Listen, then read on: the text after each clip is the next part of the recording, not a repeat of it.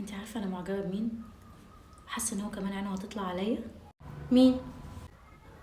مجدي. بس ده متجوز. ما انا عارفه انه متجوز، ما هو حظي كده مع الاسف. ثواني بس، خلينا في الموضوع.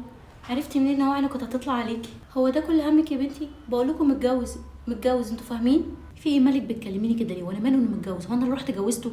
بصوا يا جماعه، كفايه خوف من المجتمع. هو بصراحه الراجل المتجوز بيبقى اتراكتيف اكتر، تحسي ان العين عليه كده مش فضيلك. عيب عليكي. الفطار دلوقتي على مكتبه، ولسه فقره الغدا. ده انا هستلمهولك هاف بورد فنادق، بس اصبري.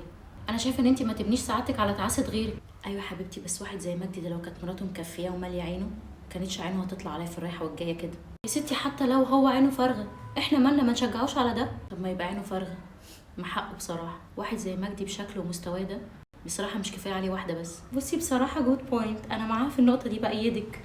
معلش يا ليلى، قولي رايك بحياديه. انا عارفه ان انتي زوجه تانية، بس ده مش معناه ان احنا نشجعها على ده. ما هو معنى ان انا زوجه تانية ده معناه ان انا بقول رايي الحقيقي، واني فعلا موافقه على المبدا من الاول، مش بقول حاجه وبعمل عكسها، ولا بعيش دور المثاليه. اتصوري ان انا من اول يوم شفتك بقول عليكي بتفهمي. قولي لها يا بنتي دي عايشه في عالم مثالي موازي. ايوه بس انت كده بتفتحي له الباب، وبتسهلي له المجال لحاجه هو ممكن يكون كان مستصعبها. بقول لك ايه، ما تسبقيش الاحداث. لا بس مش المفروض ان احنا نستنى لغايه ما نخرب البيوت؟ خراب بيوت ايه ووجع قلبي ايه؟ انت بتسبقي الاحداث ليه؟